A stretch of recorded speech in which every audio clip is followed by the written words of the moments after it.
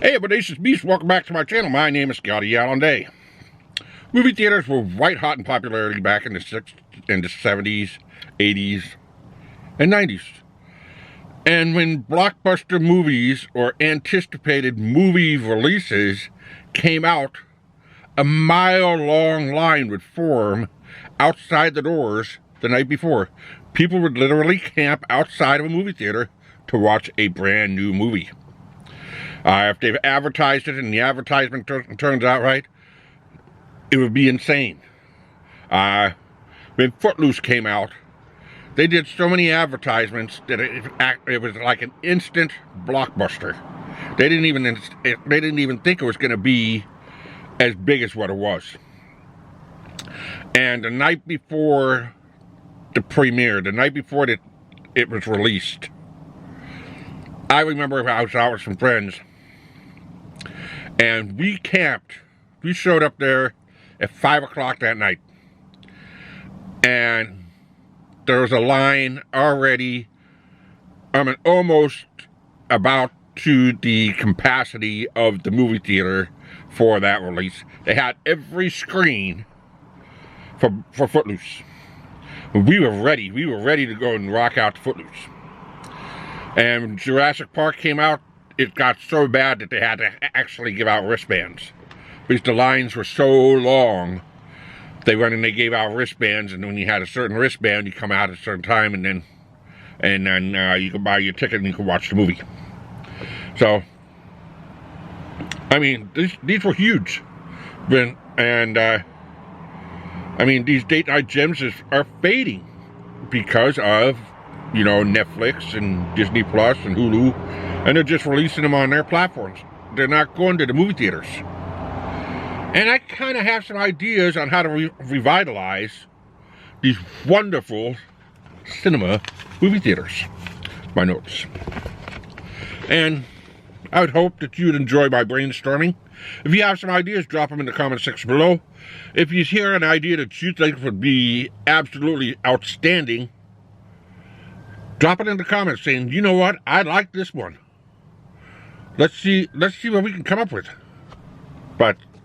So it needs to happen. We need to save our cinemas. These are childhood memories, and these are places where we can create newer memories. Now, the first one that I would talk about would be tournament video gaming. Now, I don't really know how we'd be able to do tournament video gaming other than people bringing in their laptop into the cinema, and they host a big kind of LAN type video game tournament, and then showing the whole, thing up on the big screen.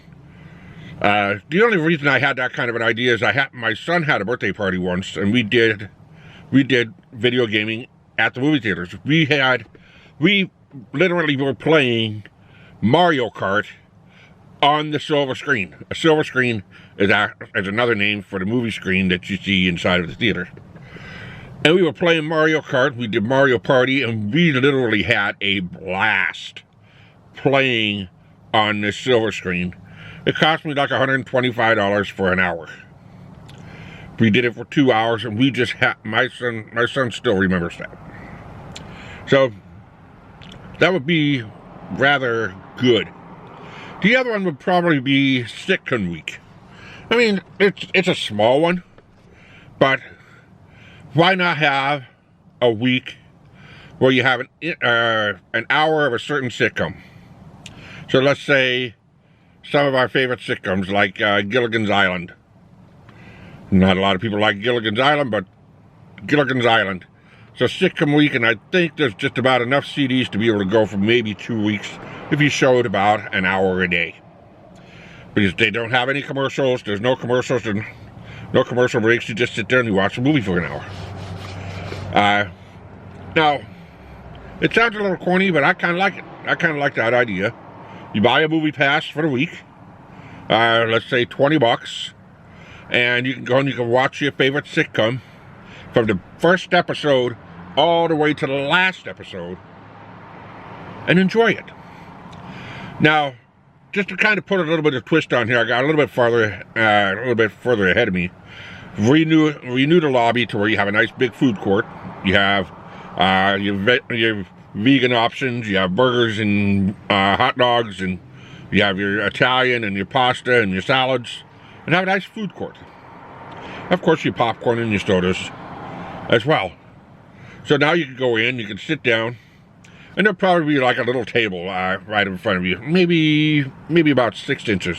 You can set your stuff on that table in front of you, and then you have all your fanning chairs that goes down. So now you can sit down and have dinner and a sitcom, and then again, maybe dinner and a movie.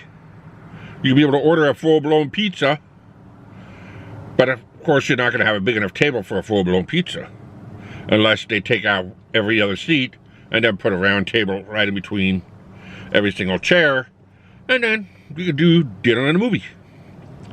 Just a great idea. Bring out some of the classic greats that were out there. You can be able to watch Casablanca. You can be able to watch Gone with the Wind. You can watch Footloose. You can watch Friday the 13th. Well, let me get back to Friday the 13th. You can be able to watch, numerous endless movies. And of course have your sitcom nights. It'd be a great way to revitalize. And you have wonderful food that goes with it. You could also cater parties. You could cater birthday parties. You could probably set up special catering or special, requests for different types of foods from the chef. Or, the possibilities are endless when you end up doing dinner and a movie. In Portland, I think we have two theaters where you can be able to go in and have pizza, beer, and a movie. Great concept. Go in whenever they have a hit that you like. Go and enjoy dinner and a movie. So that's probably one of the better ones. And then you have the next one would be like trilogy days. Those would be like on a Friday night. So now you're talking about a trilogy that's 6 hours, and the average person will get off at 6 o'clock.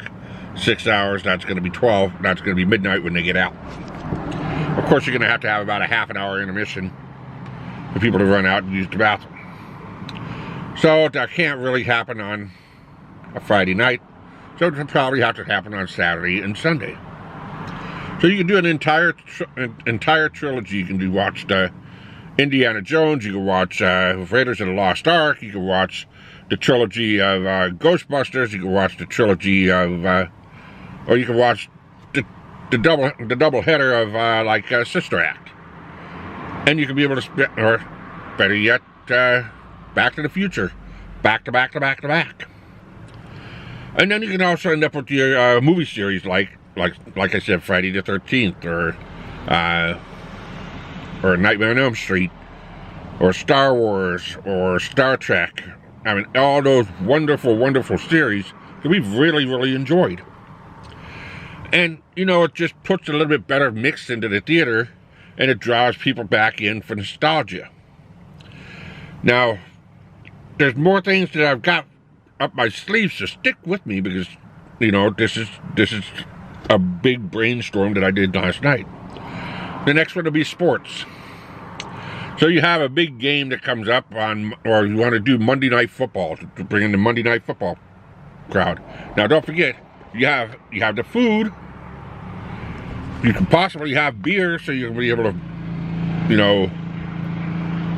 beer, wine, and alcohol, so you can be able to compete against the bars and taverns. And there's lots of seating, and of course the giant screen to be able to watch the football action, along with the surround sound. That would be amazing. And I remember doing that with a friend of mine. He's a diehard Raiders fan, and he said, "Okay, I'm watching Monday Night Football, and it was Raiders, and I can't remember who else was playing. Said, I'm putting my Raiders up on the silver screen. If you want to watch football on the big screen, on the movie screen, come on down. They'll let you in. You just tell them my name, and we'll watch the game on the silver screen." So we did. We walked in, and they let us in. He paid for the whole thing. It was like $150 for the night. It was Monday night. It was a slow night. We went in, we sat down, and we had a ball.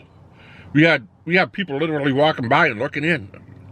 And the thing is after that, the theater actually sold like the next 6 games for one screen for different sports teams. They thought it was such the neatest thing. So maybe to put the big game on the silver screen and charge admission. Why not? Now the next one is a little bit bigger. Need a lot more planning. It probably cost a little bit more to operate, but it's there. And the other ones would be like a simulcast nightclub. Simulcast nightclub that does concerts. Now we have a lot of independent artists that don't really want to travel. They just want to be online. They don't want to go out and do live shows. They don't want to go out and do live concerts. They just want to do it from the comfort of their home or the comfort of the studio. Well, this gives them another option to say, you know what? I've got 10 million fans out there. So if I end up selling or doing a pre-sale on tickets, and I'm going to do $10 a ticket, and the pre-sale is $2 to be able to secure your ticket for the concert. If there's enough interest, then I'll pull the concert off. And let's say one pre-sale, if one concert sells out 75% of the seats. Okay, well, you just did the pre-sale of the concert. Everybody's buying the tickets to be able to go to the show, and the theater probably gets anywhere between 20 or 25% of what the sales were from the tickets, and then not to mention they're going to sell all the goodies inside of the venue anyways, and people can be able to watch it right there on the big screen. Why not? It's just something fun to do. Now here comes the big one that I was thinking about, and I said, I got this idea from watching some of these other YouTube videos of some of these experiences that people had that they did in Vegas. And it was like a CGI animated hologram of certain stars that came out. And it was, I think, one was Tupac, and another one was Biggie Smalls, and they came out and they did a full-blown concert. And it felt like that they were there. Why not do these in the theater?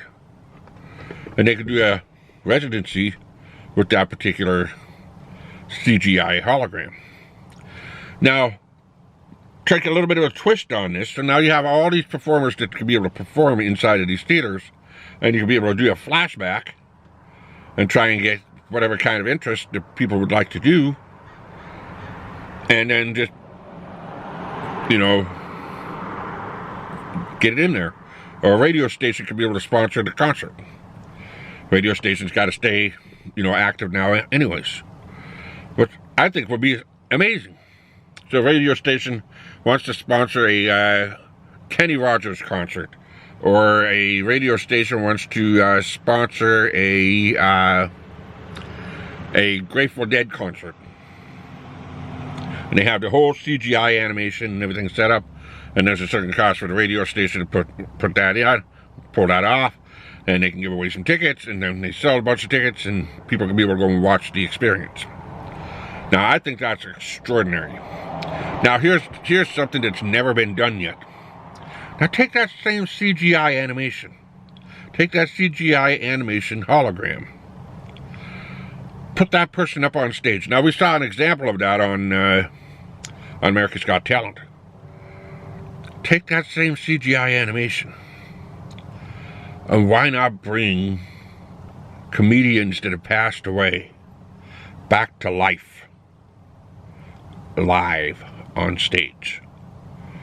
That way, anybody that wants to go and watch Robin Williams do his stand-up act, anybody that wants to go and watch George Carlin or Sam Kinison and watch these legends on stage, as live as they could possibly ever see, and enjoy the show. I think that will be the biggest moneymaker for all these theaters out there. What do you guys think? Do you guys think it would be worth doing something like that? Would you go and see a CGI hologram comedy show of Robin Williams? Would you go and attend a hologram show of Elvis Presley just to say, you know what, I got a chance to experience it? How it will be put together, that's beyond my imagination. It's just out there. But you know what? It may come true. So what do you think it is? Drop a comment in the comment section below. Let me know what you guys think of the video. If you're new here, hit that subscribe button, hit that notification bell so you don't miss another video. And just give me a like and a share. And you know what? I'll see you guys around. Until next time, keep on rocking. This was an awesome